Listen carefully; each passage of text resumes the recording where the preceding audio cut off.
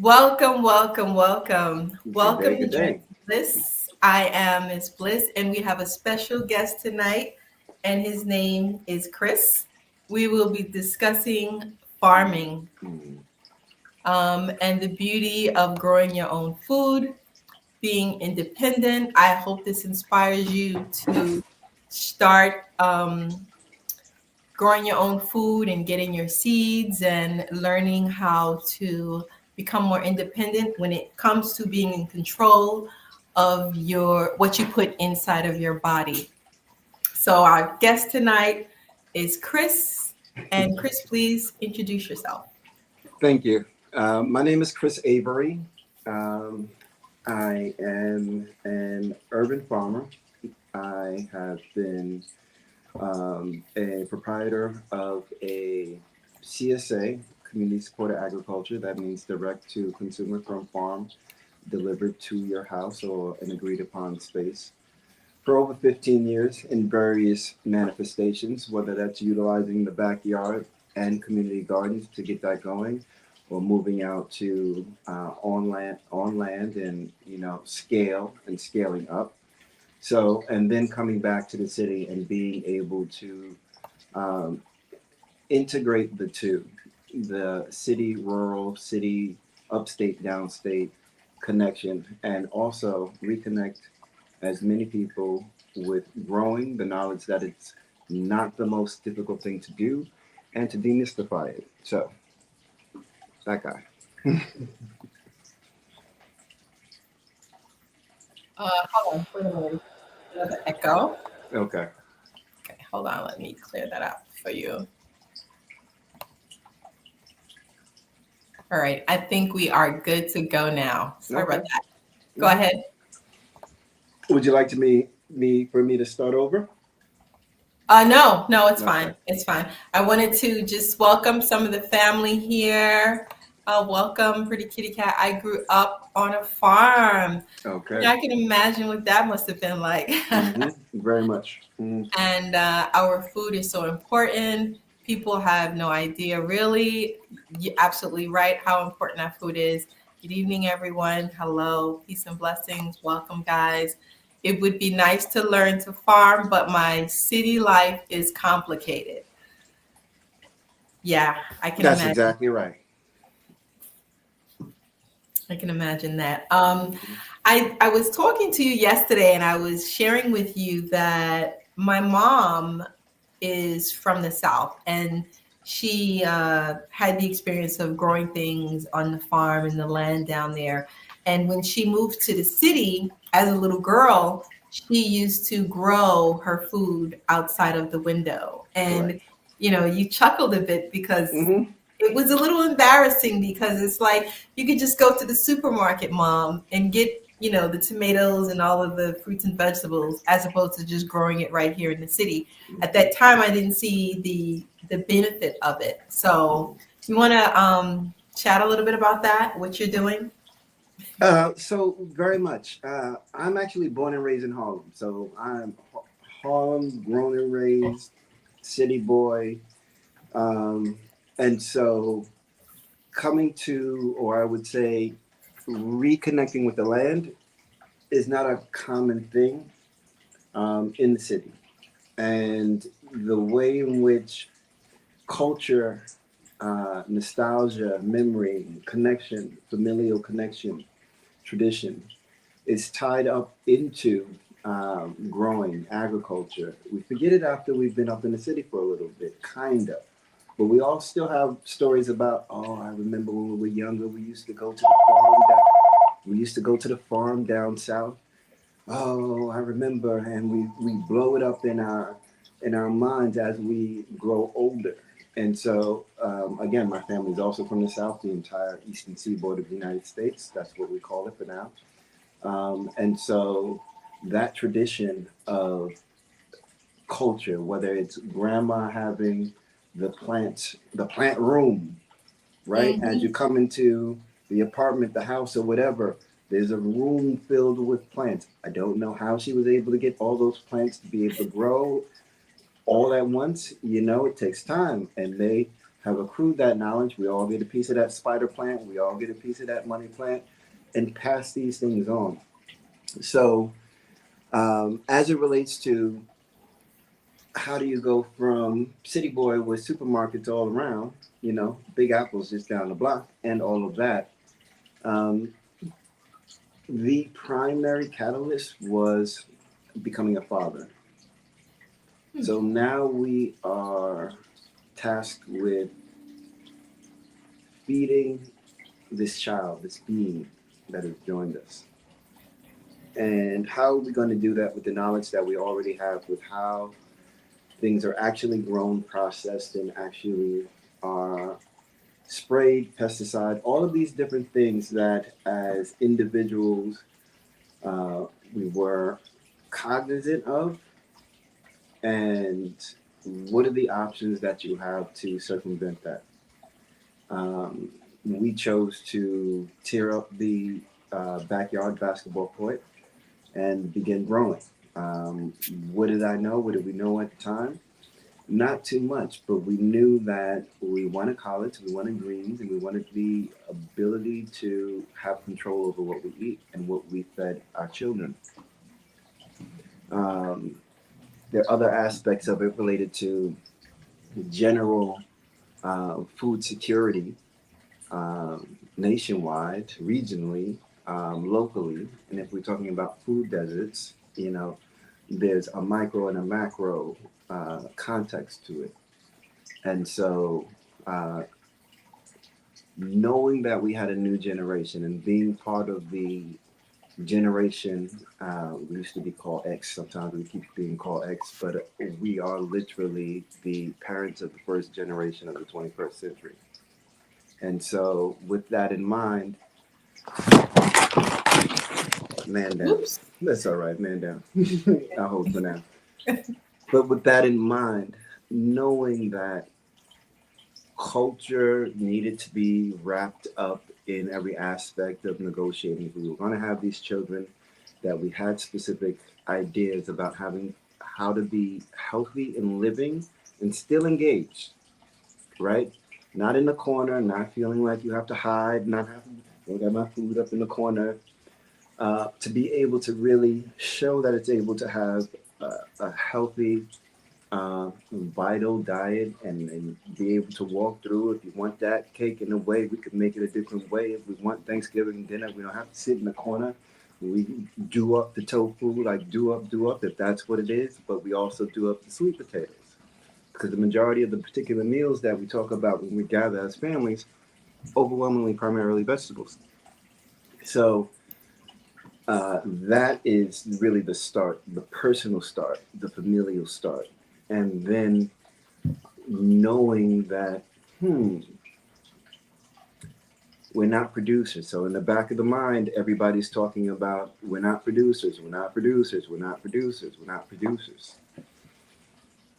And so knowing that that was critical to be able to have the skills to be useful, to have value, and also to know that all economies, all capital comes from the land, right? Starts from the land. And not just holding on to it, but actually being able to steward. If you ask me what I am, and Farmer Chris, that's something that people that have been members of the CSA, Farmer Chris, got you. But I put that into context because right now I'm not on the farm, and that's a whole conversation that will also be spoken about this Saturday at Nicholas, right? The journey, right? And the realities of being, it takes a group, it takes a collective. No one individual can get the whole thing. And so it's really about showing that we're able to do this. It's not difficult. It's not recreating the wheel. And what I mean to be able to be more self-sufficient, to be more productive where we are, at whatever stage we are. If you just want to have that room like grandma had, cool, word. That's great. If you want to just grow that tomato plant, you want to have a fresh herb garden or area, cool.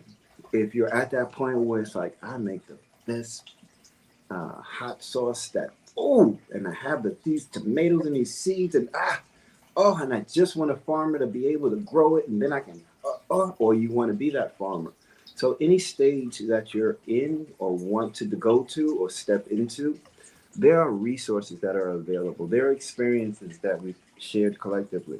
And this Farmer Chris thing, only exists because of a collective of people, farmers of literally all ethnicities, all socioeconomic demographics, Mm. all particular age groups, all of that, right? Committed to the love of growing, being stewards, wanting to actually be able to produce something that's actually healthy and vital, not something that is a cash crop, literally, by any means. And so what happens down the line, I don't care. All I know is I'm able to sell this thing, even though it's been used to clean up uranium. And so, hey, get your collard greens. I'll end there for a Yes, second. yes. Yes. Greetings, Cynthia. How are you? Good evening. Good evening. Yes. Peace and blessings. Always. You mentioned something. You mentioned a food desert. Could you explain to everyone what exactly is a food desert and if it's good to have it in your community? It's absolutely horrible, and it happens in multiple areas. It doesn't matter if you are in an urban situation, a rural situation, or even sometimes a suburban situation. If you don't have a car, you don't have access to fresh and healthy food. You don't have access to sometimes even bad food. Hmm. You have limited supermarket access. You have limited farmers, if at all, farmers market access. You and we're talking about areas in Brooklyn, Manhattan, Staten Island. We're talking about Detroit, not just Detroit, because I don't want to pick on Detroit because they've been working on it. Hmm. Um, Various areas where the big box stores are your option. Hmm. And if they're not in your community, hey, good luck getting there. It's the local store that has the canned or processed goods that are just ready made that have a detrimental effect on our health. Mm. Yeah, I know some people who actually live in what you would call a food desert, Hmm. and they do have to travel quite a distance to get to better quality food or fresh fruits and vegetables. Correct. So yeah, I totally get it. Thank you for sharing that. So you are a certified holistic practitioner, uh, right? I am a holistic health counselor. Yes. Okay. And you're also a personal trainer, and this all ties into health and eating healthy and taking care of yourself and taking care of your body. Um, that's the connection. So the business, the farm, the structure of of what we do is agro wellness, right? So the farm is a component, movement, health, and wellness are also tied together with it. What are we eating for? What are we growing for? If not to be able to move and live a vital life. And so I can't say we. I've structured the company, the business to have components that are the production of the agriculture, distribution of that agriculture. That's one. But we also have the components in which we go into different communities, not yeah, different communities, leave it like that, and we teach gardening classes. We um, organize groups that are already motivated into starting something. Oh, I wish we could do something with that plot of land right there. We have that little community garden. We don't really know what to do with it. And so to be able to take them through a 6 and 12 week course, in which by the end of which we've already gone from seed to starting to the size of the plant that they want to be able to plant in. They've taken things home. They've reconnected with it. They're more empowered to be able to make a change in that area that they're in. And so that's a component in being able to reconnect the urban environment, in particular, our elders, and in Mm, particular also because I have a bias leaning. I'm from Harlem. I've been away from Harlem for a bit. I have a bunch of skills. I need to go back to Harlem and make sure my folk have access to, right? There's no need for substandard services. Whether now 30 years as a personal trainer, I have some experience with it. So being able to engage in the wellness, getting up, moving your butt, feeling good. Now we're going to garden class. Whoa, aha. A few months later, you're like, oh, Chris, look at this. Whoa, look at my basil. So all of that engagement is life. right. So I'll do the catchphrase agro wellness, but we're talking about life. Right, right, got you. So, when I was younger, there was no community gardens. Like I said, my mom would just grow it in the house or Mm-hmm. outside the window. But Mm-hmm. now we have these community gardens, and the community gardens are mostly inside of the cities because as Mm-hmm. you travel out further, people have access to more land. Mm-hmm. So when you have a community garden, from my experience, because I've been in a community garden before, sometimes there's a bit of a disconnect as to what can be done or what should be done, what should be grown, and the idea of raising the bed, because the soil may be contaminated with Mm-hmm. different things that may not be good for you. So we were raising the beds, raising the so that we can plant, raising the dirt and everything so that we can plant. Mm-hmm. But farming in the city, it sounds like it comes with a lot of complications because of the air that we have here, the water that we have here. Mm-hmm. There was a debate in the community farm that I was in as to whether you could have chickens, because one of the guys from one of the Spanish speaking countries built a chicken coop. Mm-hmm. And so there was a debate as to whether it was okay to have chickens running around on the land. And he was explaining that in his country, this is what they did. This is perfectly fine. The chickens were on the farm, the chicken coop was on the farm. Mm-hmm. So I wanted to get an idea of your thoughts in regards to like chicken coops and having that on your farm, and should they be caged in or able to just roam free? So, multiple questions, great questions, all. But I have to come at it multiple ways, right? So part of the family development in growing our food, we built a chicken coop in the backyard, Mhm. and we had quite a few chickens for quite a while. We connected with East New York Farms, became one of the satellite teaching areas because we were able to build a chicken coop in the backyard. So that's one. So again, I have leanings toward that. Now, the reality of within that, county to county, state to state, neighborhood to neighborhood, tolerance for a rooster or not, because a rooster is not something if you were trying to get sleep.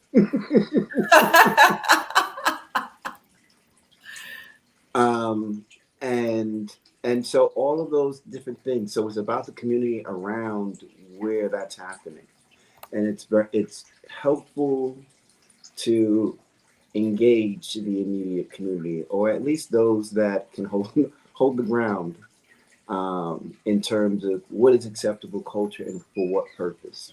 Mhm. Right? Everyone has I used to say a farm culture, but farming is one of the most unnatural things that you could do. Nowadays, By yeah. nature. No, Yeah. by nature. No, by nature. Not stewarding the land, right? Hmm. Not stewarding the land, but commercial farming, it's Oh really, yeah, no. woo, oh, whew, that don't happen by nature. Right, right. Um, and so that's one with the chicken coop. And so as you go outside of the city, there are whole ordinances where it's like you can't have no chicken, you can't grow in the front yard. So there are all those particular Wow. things, and I mean state to state, county to county. Okay, and so I can't speak on that for any other place other than New York City and Mhm. Brooklyn in particular, and out where there are other places that used to have chickens running around. They don't have chickens running around anymore, but 10 years ago, it was not uncommon to, hear the chickens. So that's Yes. one. When I first made the transition from community gardening and onto scaled farming, right? I also took all of the pretense, kind of like when you go, like people who gone decided to go vegan at one point, Mhm. hardcore at the beginning, the first attempt at veganism. This is a broad spectrum generality, and this is from uh, uh, someone that tried to raise, at least for the first few years, all of my children um, essentially vegan, just Wow. because, and Right. and because it's possible. Right. Right? Oh my goodness. No, it's possible. Done, proven it. What they do as they get older, different thing. Because Right. there's a complexity in there. We'll speak about that at some other time. But continuing with the chickens, continuing with I open up to just animals on the farm, right? And so I don't eat pork. Ugh, I'm never gonna have a pig around. What would I have a pig around? I don't need goat. Well, I do, but I don't need goat. I'm not gonna have a goat. Take care of a goat. I don't want chickens not around. So the animals on the farm are your helpers, right? I Mhm. may not eat a pig, but boy, you want to clear an area and keep an area cleared. Go send a pig in to do it. Wow. Go send a pig in to do it. I never thought of it that way. So you're Go right. I send know some goats and pigs.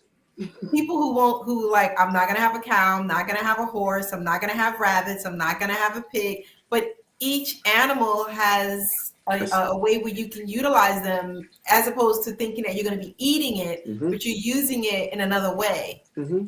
Mm-hmm. Absolutely. And so, again, we're also going to be talking about different business models and economic models that come from the land. And so, if you happen to be like, "Yeah, I'm good with pig, I ain't got no problem with that. We going, what? You're raising, what you're able to do is raise a pig for 300 pounds on grass. Mm, Not just grass, but they're going to find what they're going to find, right? And mhm. you'll offset that a bit. But essentially, primary diet is what grows it. What may just be things that you wanted to get rid of also. So you're able to convert sunlight, land, grass, all those different things into protein, right? And so that's one way that they are utilized, right?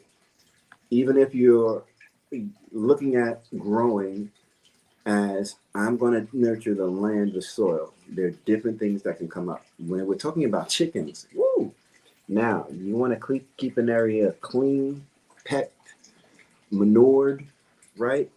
Mhm. High manure, high access to nitrogen, yes, and to keep it moving. These are your partners, right? There is a synergy that happens, right? And anything to excess is going to be crazy. So, of course, if you have your 10,000 birds, that becomes a difficult thing to control. Right. But if we're talking about manageable, small, connected, useful hubs, right? Mhm. You're able to mitigate many of the things that have become common practice unnecessarily. I'm gonna leave it there. And if you eat eggs, each generally every week your bird is gonna produce 5 eggs per week. One chicken would produce 5 eggs per week. At some point, chickens produce an egg a day, and so I Wow. just tried to drop it down a little bit so that. But think about the economics of that. And so even when I was on the farm, right? I didn't have chickens on the scale farm at the time, right? But the German neighbors had the chickens in the back, and we just walk down the block and get our fresh dozen of eggs every week. And Mm, so we all didn't need to be the chicken farmers. We all didn't need to be the additional, but there's a interplay, right, right? right. And I That makes applied on that. sense. Mhm. Yeah, it is. You're right, Cynthia. It's a spiritual connection. Mother Mhm. Earth knows what she's doing. Everything is created for a reason. You're Mhm. absolutely right. You know, it's so funny that you mentioned that. I was speaking to one of my teachers and to another young guy, and he was saying how he used to barter. Like he grew up on a farm, Mhm. and they used to barter. So he would gather all this hay, and then he would also get some of the milk and take it to some of the women on another farm, Mhm. and then she would make butter, and then she would give he would go back and pick up the butter, and there was no financial exchange, but everybody's eating. And Correct. I thought that was a great idea because that's economics also. Because in essence, you're saving money and you're working with one another and you're still feeding the family. You're still getting food, you're still getting quality food, and that's what's important. And you're saving 100. money. Mhm. Money becomes irrelevant at that point Mm, because you have value, right? Money becomes irrelevant because if I have something that is needed and necessary to fulfill something that can be upscaled, whatever, right? There's not a monetary value on that, right? If I don't have any grain, if I don't have any food whatsoever, but I have a whole bunch of trinkets or whatever, right? I don't really care about the trinkets. I need to get some of that grain. I need to be able to store some of that. The value of growing and being a steward is to be able to recognize the bounty that's right in front of you, mm, even when it just looks haphazard. So there's a seed bank all around us all the time in the right. So in the backyard, my growing area, traditional farmers would be like, that's crazy. But my objective is to restore the life and take care of the life in the soil and having a as diverse as possible an interplay above and below the roots, right? Drawing a combination, be that through the mycorrhiza, through the fungus, whether that's through the bacteria, whether you have that whole interplay to the birds that chill out there that are, had generations of birds that I'm like, all right, it's good, we're good here, blah, blah, blah. That interplay.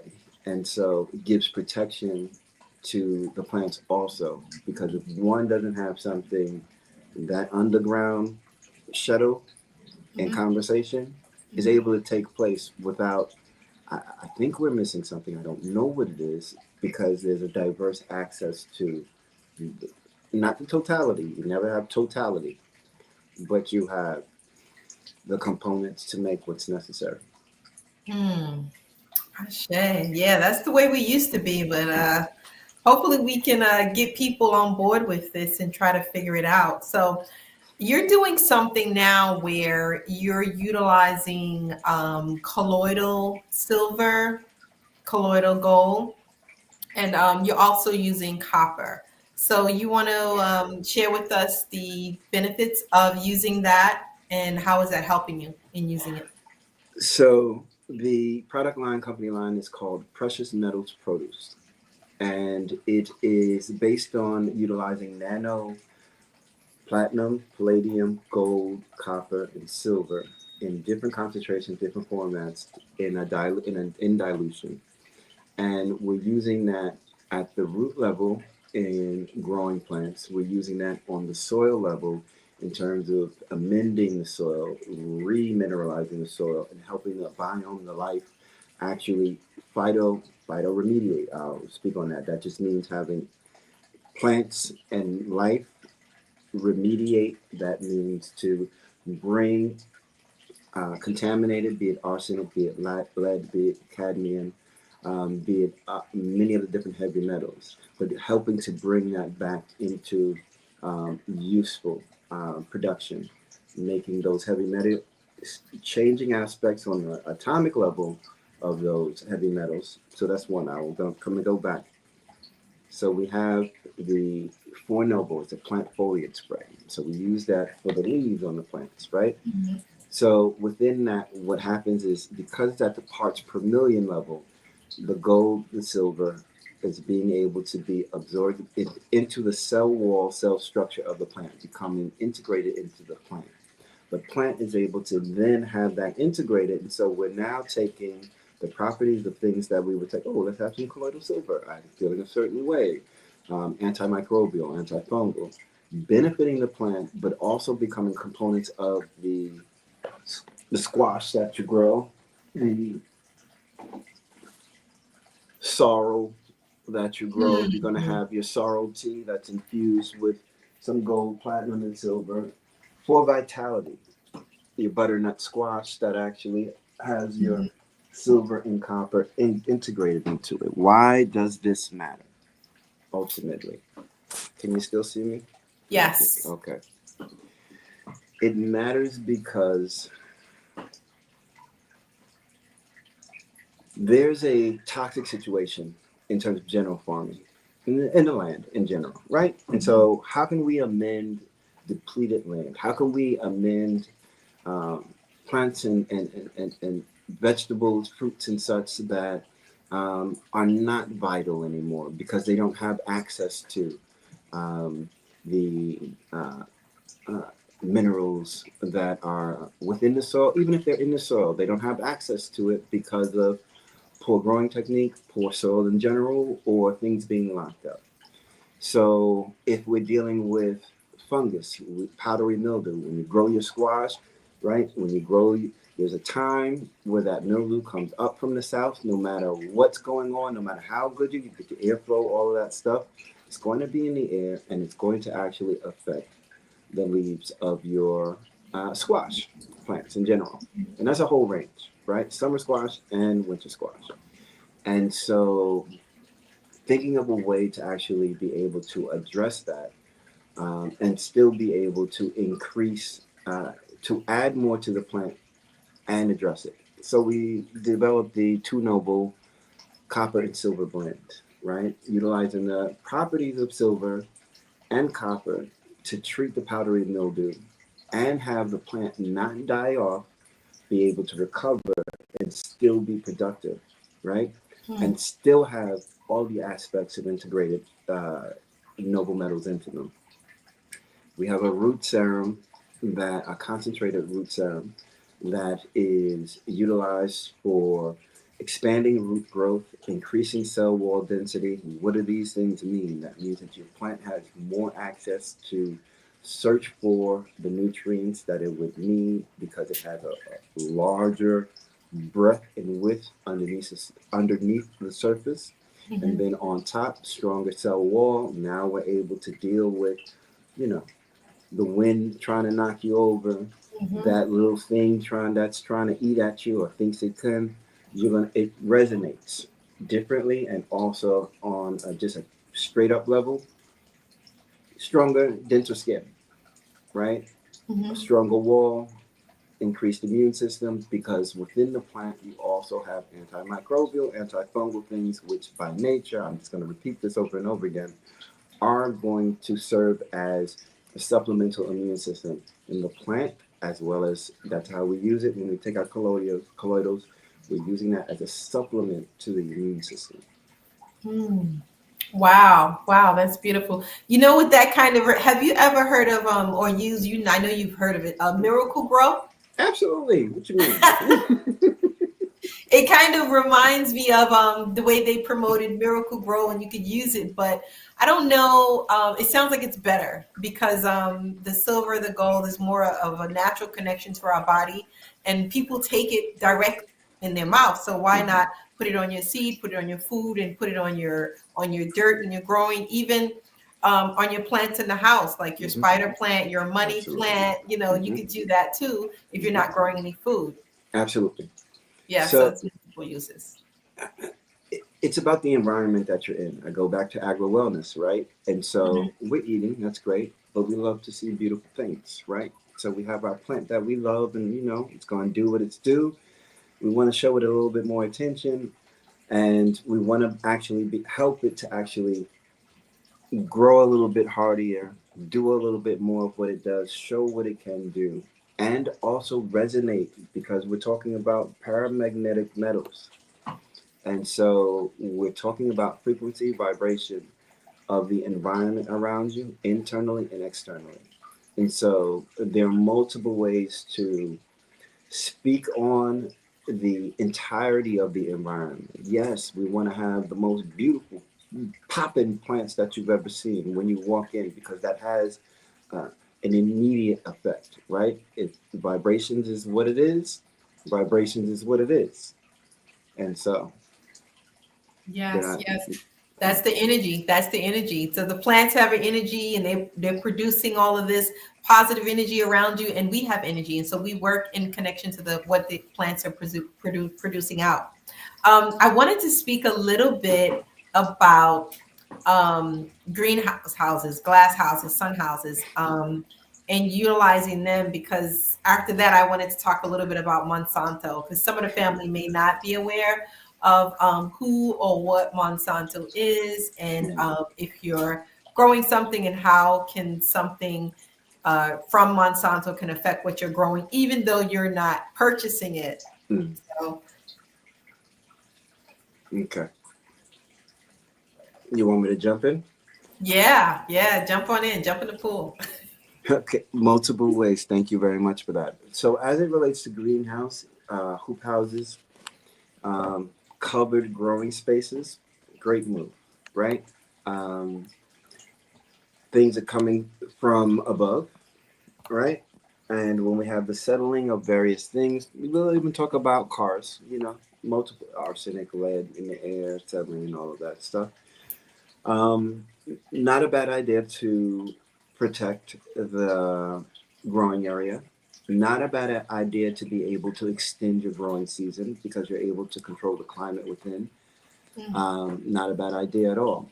Part of the utility of the precious metals produce line is that it works specifically either in soil or hydroponically.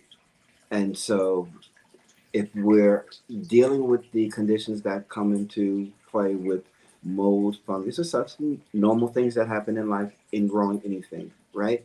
In a greenhouse, we're able to mitigate that again while having the various products circulating through the the hydroponic plant, through the plants, through the structure, through the frame. Monsanto. Monsanto is now Bayer. Bayer, as you know, Bayer aspirin. Yeah. But Oh, I didn't know that. Monsanto, yes. So I will speak in vague realities, because even if we were talking about Monsanto in general, there are a number of other biopharmaceutical interests in patenting life and patenting all aspects of what can be naturally grown. And if you're able to, you know, offset a little bit, shoot a little bit of something that shouldn't be shot into it, and patent that seed, it's yours. You own it. They own it. And so, how does that happen? So the example we spoke about yesterday was about so up at the farm, we have to be very much aware of what is being grown around us, because we can have a organic farm. Yes. And up the road, down the road, up the hill, they are spraying with whatever pesticide. And then the wind blows onto the area. So it's important to be able to know your neighbors, know what's going around, and address that. If you're planning to go in, keep that in mind. If you're already there, then we're talking about, again, going back to greenhouses and ways to mitigate air drift and such. The same thing goes on if we're talking about you're growing organic corn. It's the most beautiful corn. Whew, great. But again, your neighbor has genetically modified corn. And now you're at the time where the silks are out and the pollination just wafts of pollen all throughout the area, pollinating your organic corn. But now you're having seeds that are integrated with the genetic marker that whatever company says, oh, no, this is our crop. And so the interplay of knowing that and trying to mitigate that. Now we're talking about something that's on scale, but even if we're talking about backyards, these products are used ubiquitously. Yes. On a municipal and private, and I just feel like doing it because I don't like that weed right there. So I'm gonna spray this chemical on it. Roundup. Just Roundup. That Roundup weed spray. Mm-hmm. So being not, I'm gonna be quiet right there. I'm gonna wait for the next one. But these things are better because the interplay, and so it goes back to knowing your neighbor and being able to patent a seed. That's right. Excuse me, Mrs. Tate, I saw you. Patent a seed, exactly. That is the proper way to respond. What do you need? And what does that mean? I'll take it a step farther, and I'm not going to expound on it too much, but what does that mean if I'm eating that seed and just because that seed was pollinated and has the marker of the company that's patented, if I'm eating it and it gets integrated into me, am I patented? Ooh. Wow. No, I never thought of that. So just to expound a little bit. Yes, please. when someone, a patent and a trademark is someone's intellectual property, something that they're inventing and something that they're creating. Mm-hmm. So if you have a seed which is natural to this earth, it's something that was here before us. So we did not invent it or create it, So to patent it means that someone somewhere along the lines went to the United States government, which is the USPTO, filed documents and said, this is my creation. And so once you file a patent on your creativity, no one else can use that. It would be like they're stealing it. So the confusion is, if this is a natural seed that was here before, probably before we even got here, how can you file documents with the government to say that this seed is your invention, your creativity? It sounds like it's a little bit of complicated trickery there, because it's also heirloom seeds, and I don't know if many people know what heirloom seeds are. But maybe you could also expound on that, explain that. Heirloom, I believe, the years have been pushed back, but at least it have been 50 years, I believe. Mm-hmm. And so seeds that have a known legacy of 50 plus years of any seed.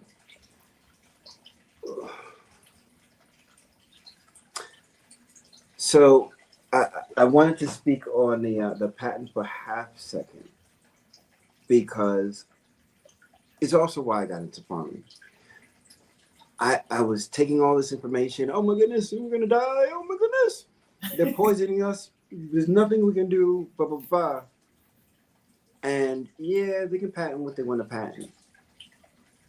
It only becomes game over when we have no seeds. It's only game over when we don't realize we can go to the store, right? we can look and see, oh, I like that, whatever. I'm gonna bake it, roast it. Oh, it has seeds in it. Save the seeds. Begin saving the seeds that you have in front of you, Mm, right? Don't throw them out, mm, mm. right? And so when we talk about barterable things, you can barter that, Yes. right? Yes. You can barter the starch that you create.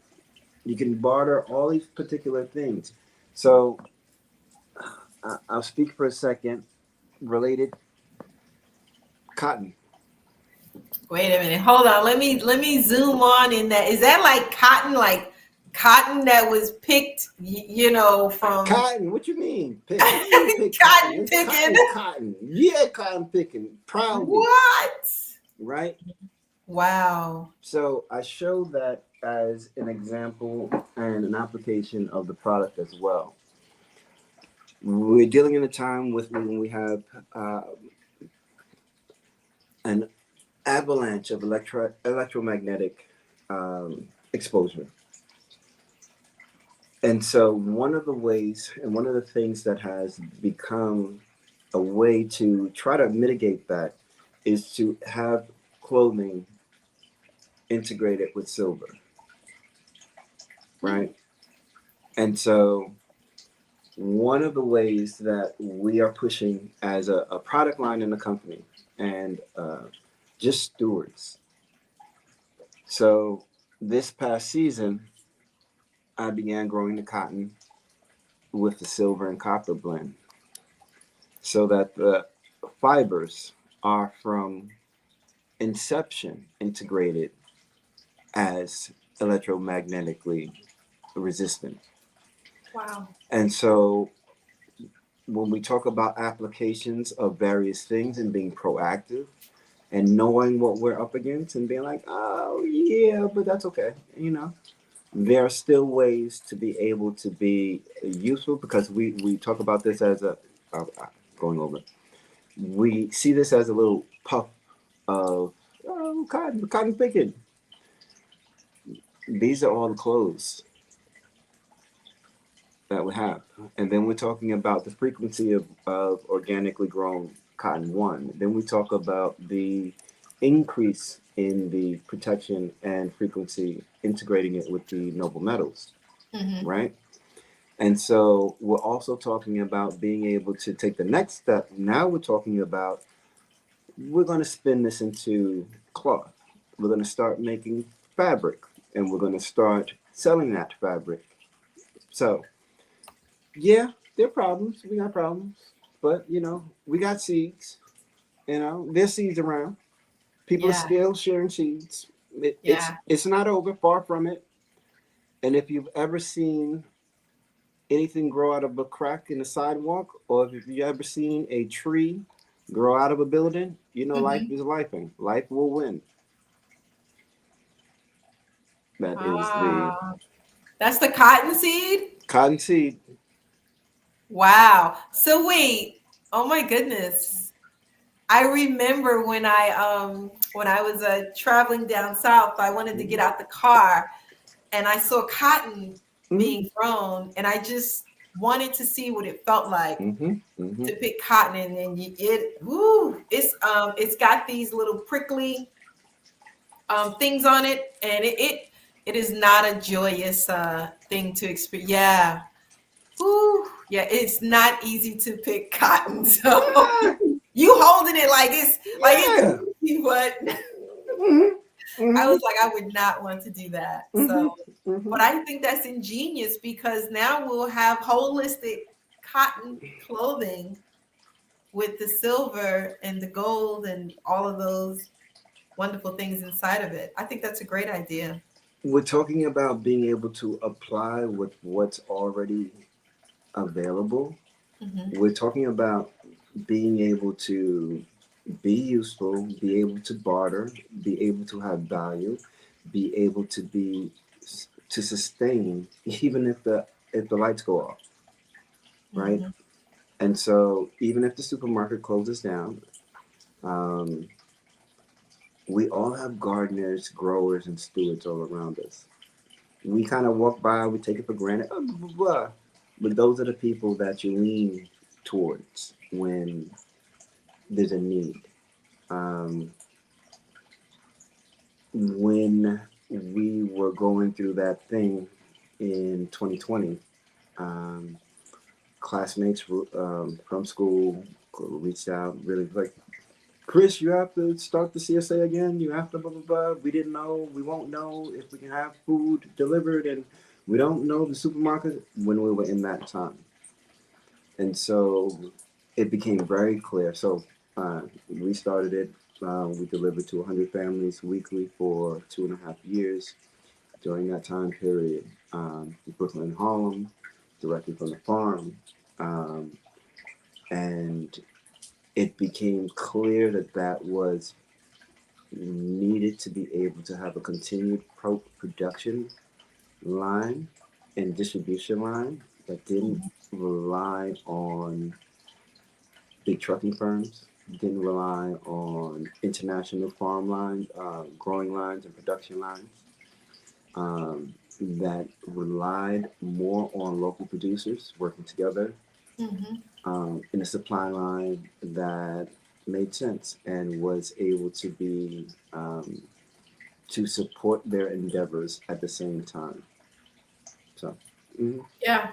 Yeah. No, you're absolutely right because I remember there was a time, I think it was a couple of years ago, where they were saying the trucks were not able to get into the city Mhm. to deliver the food to the supermarkets. Mhm. And I thought, what are they talking about? Like, these Mhm. people are going to go crazy in this Mhm. city if they cannot get food from the supermarket. Mhm. And when you think about it, many years ago, we lived off the land. Like we had fruit trees, we could just go and pick some fruit and some vegetables and it didn't, cost us anything. And it's like they removed all of that and we live in this concrete jungle and we're relying on them to provide the food to us at the supermarket if they can get it to the supermarket. But if Correct. there's some type of catastrophe or an emergency, what are you supposed to do? What are people supposed to do? Or even if the storm, Hmm. like not a catastrophic storm, but like, okay, we're having a blizzard today, or and road washed out a couple miles away. Mm-hmm. So the intent is to demystify our seeming helplessness. Hmm. We're not. We're Right. not. And the complexity of growing is false. Mm. Care, uh-huh, constant care and attention are necessary. But oh my goodness, it's all going to go down. Okay, cool. If that's not you, there are other positions to serve in order to support the whole. So, mm, Yes, I agree. And you know what I noticed though, when I go to the supermarket, there's grapes and watermelons with no seeds inside of them. And so people who I know who eat them, they claim that it's better because they don't have to be bothered with that little seed that's inside of the fruit. mm, So if there's no seed inside of the fruit, then I'm questioning how did they grow the fruit without seeds? And so then you can't even take those seeds and take them home and grow something if you wanted to. Like it's like a whole cycle here when you think about it. it's a very interesting thing. It's a very interesting thing on all levels. Um, so, how do they grow the grape? Oh, well, no, no, no. It's cool. See, it's not crazy. It's crazy, but it's not crazy. Okay. Okay, crazy, but not complicated. How they do it. It's kind of how all of the bananas that were like, oh, these are bananas. This is what a banana looks like. Are all grown from cuttings from the next banana tree, as opposed grafted, as opposed to growing from seed. So there is, as an example, there is yeah. It's all the same banana, right? hmm Just like a peppermint plant, you can be like, I'm gonna cut a little bit of peppermint, and you can have a huge peppermint garden over here, and somebody can say, I'm gonna take a bit right there and have a huge peppermint thing over there, all from the same plant. But it's all the Oh, same plant, right? And so there's actually worldwide, because I don't run the banana game. Worldwide, there is a fungus that has been affecting bananas. The traditional, I forget the exact name of the yellow banana. They're like, ooh, the yellow banana. mhm. That they're about to go out of existence in about 5-10 years at most. What? Oh, Bananas? the banana that we know, there is a fungal blight worldwide from Africa through Asia through South America. Yeah. And Wow. why? To the point, because they are cuttings and grafted, right? And so, an example, we happen to grow planting a banana tree, um, in the backyard, and then I will, in the spring, shoots will come up, right, on the side, and the roots come back up. So dig them out. That becomes another banana tree, planting tree, Mhm. right? And so, if you've seen planting trees randomly around New York City, probably put them in a community garden. And so, um, that planting tree that's in Harlem, that's in Brooklyn, that's over in Bed-Stuy, that's over in Park Slope, that's over in Washington Heights, are all from the same tree Hmm. genetically. And so, a grape, they take the grapevine Mhm. and cut it like you would. That's how you want to transfer over your grape, or you want to transfer over your blackberry cane. You want your blackberry bush or your raspberry bush. You cut the cane, you put it in some water and some soil, and then root it, and then you restart it that way So, without any pollination or any natural interplay. right. Oh, I shouldn't say yeah, because it wouldn't naturally be like, oh, I'm just going to start here. It wouldn't just do that. So, in essence, are you getting all the nutrients and the minerals that you need because you're not growing it from the seed? And if you're not growing it from the seed, you don't have the original ability to duplicate the plant, right? Am I correct?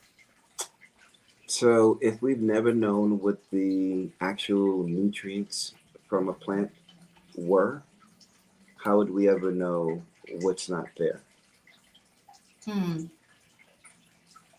Our palate is very much a product of commercial convenience. How to get whatever X product to the consumer in the simplest, most effective way in which that thing still looks presentable and desirable to that Hmm. who will actually purchase it. So, in whatever manner that needs to be done, wax it, grow only this particular type, have it at this particular temperature all the time, pick it 5 days before it would naturally mature, 2 weeks before it would naturally mature, because of the time it takes to get actually across some ocean over here where it's so-called ripening in a container ship coming across the ocean. Yeah. So, That's crazy because we instead of getting it from outside of the country, we have farms here that could grow it. It's just it doesn't make any sense, because if you're in New York City and you have farms upstate, mhm, I mean, what would it take them a few hours to get the food here? So it would make sense mhm, to do that here in our country. If you're in South Carolina and there's a farm there, so all of this, getting from outside of the country over here, and you have to pick the fruit early. It's mhm. not completely ripe. You That's have to right. spray it to get it to hmm maintain to last longer hmm so that it doesn't look brown and That's right. hmm or spoils when it gets here. hmm It doesn't make any sense unless it's an economic sense to it where it seems to be. Oh yeah. It's all about economics. 100%. 100%. It's like shameless, like no shame. Mm-hmm. Hmm. Mm-hmm. Mm-hmm. Mm-hmm.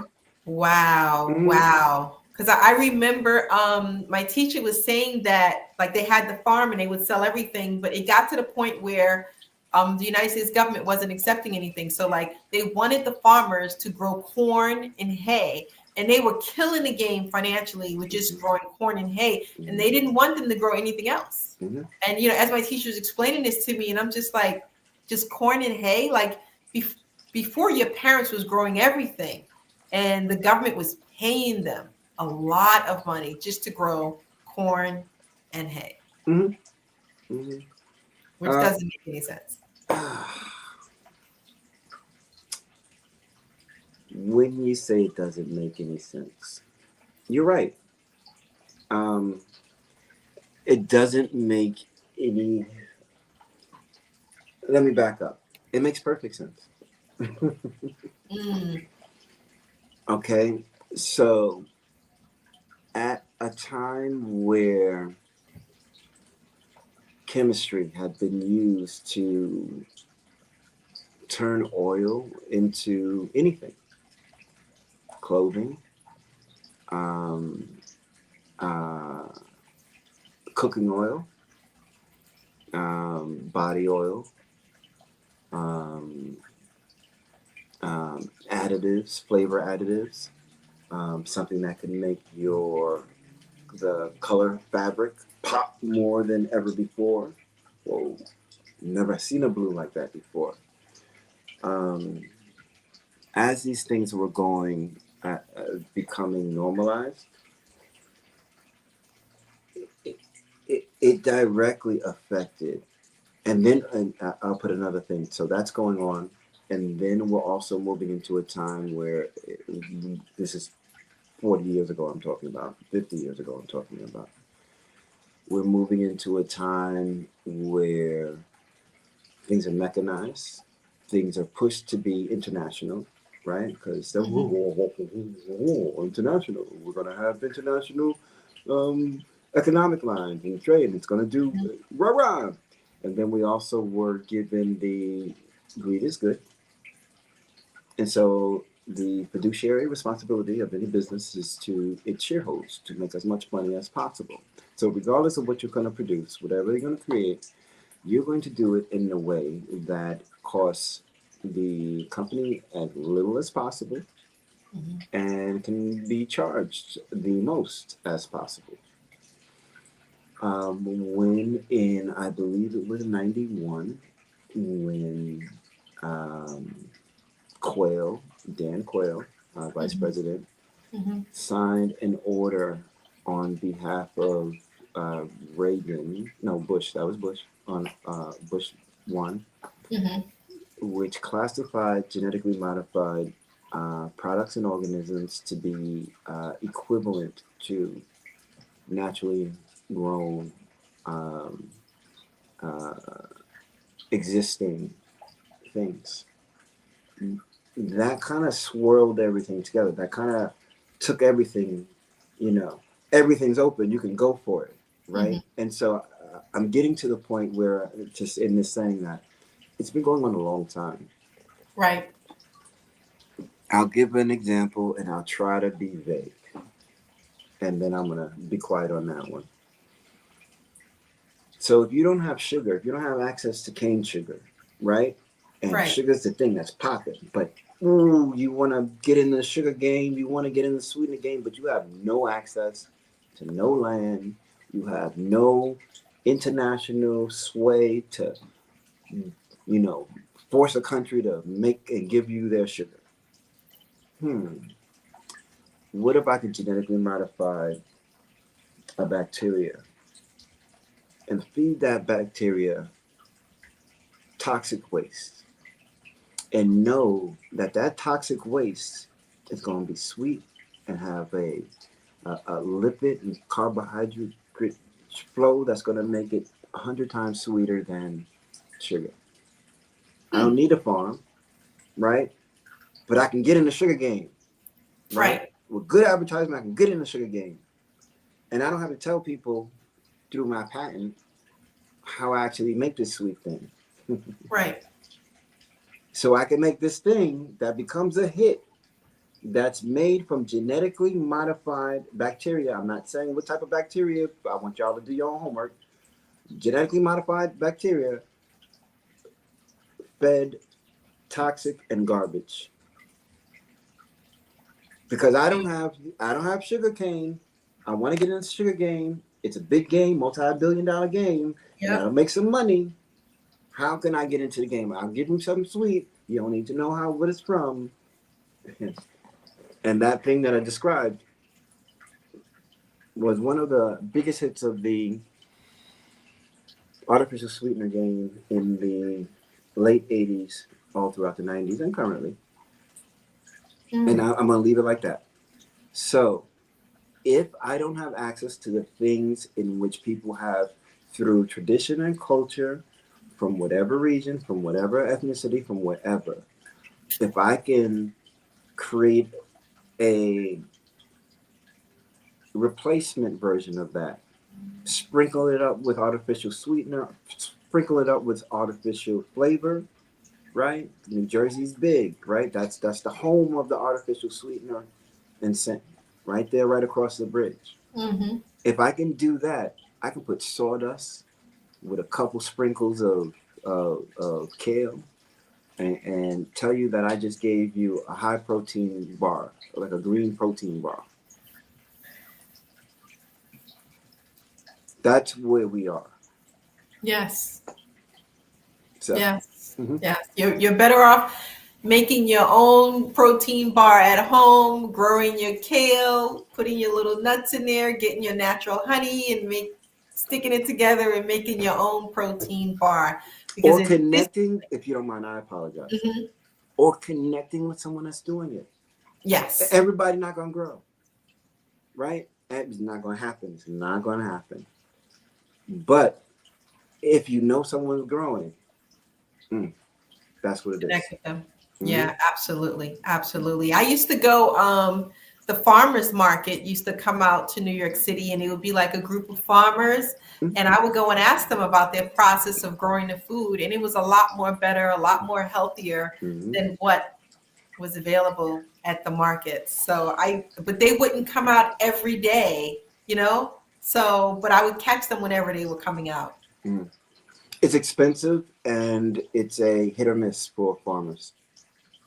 So, in terms of, you can go home with more tickets than you could have ever imagined on one day just trying to get to the market and get back.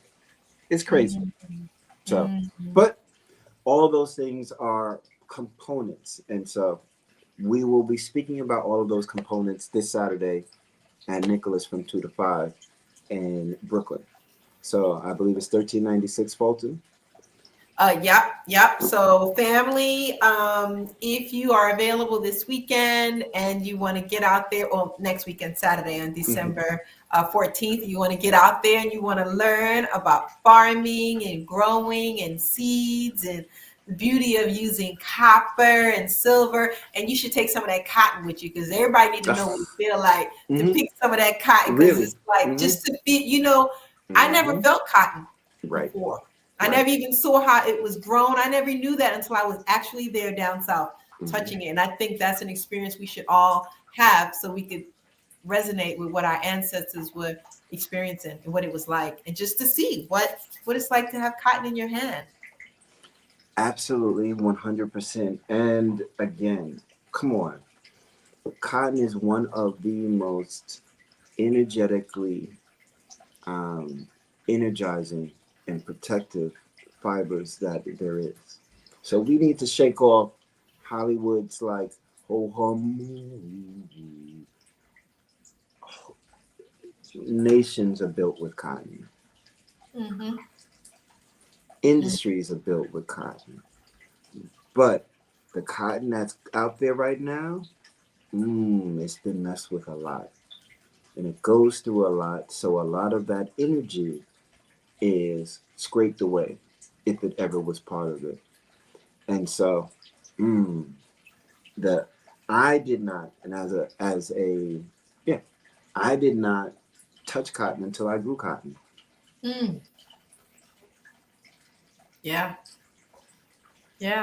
Yeah. Mhm. Yeah, you're right because everybody's wearing polyester and these artificial some of the clothing actually made of plastic. I don't know if you know that they're doing that now also. So getting access to good quality cotton clothing is a big deal because it actually has to do with the energy on your body and what you're putting on your body, and it has to do with your frequency. So the clothing that we're wearing, it actually affects our frequency in our body. So if you can get your hands on some good quality cotton clothing, then yeah, it would be a good investment in yourself Mhm.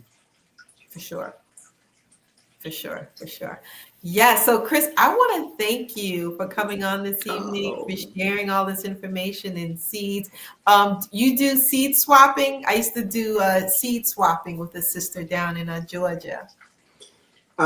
do I do an organized seed swapping as a Mm, steward? If I happen to have seeds, which I always have on me somewhere, hmm. and I recognize somebody would use them, benefit from them. Oh yeah, we do that. Hmm. Okay.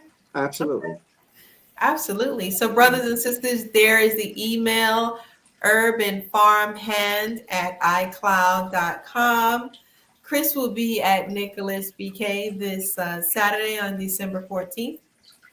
So get out there and listen to the presentation.